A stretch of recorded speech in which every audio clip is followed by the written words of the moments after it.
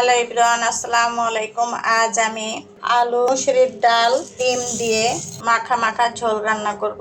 সেজন্য এখানে আমি একটা আলু ছোট করে পিস করে কেটে নিয়েছি, আর এখানে নিলাম মসুরির ডাল।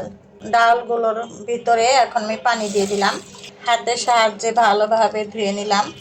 আলু মসুরির ডাল ধোয়া হয়ে গেছে, এখন আমি রেখে দিলাম। প্রথমে আমি ডিম সেদ্ধ দিয়ে দিলাম।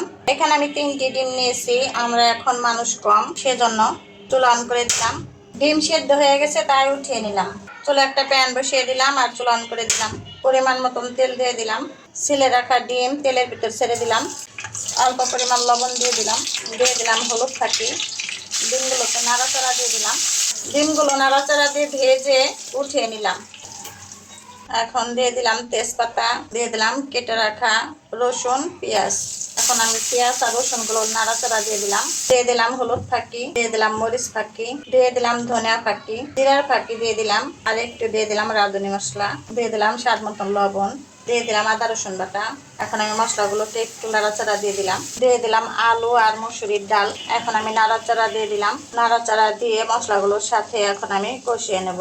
সেদ্ধ হওয়ার জন্য পরিমাণ মতন পানি দিয়ে দিলাম, একটু নাড়াচাড়া দিয়ে দিলাম, ভেজে রাখা ডিম দিয়ে দিলাম, ঢাকনার সাহায্যে ঢেকে দিলাম।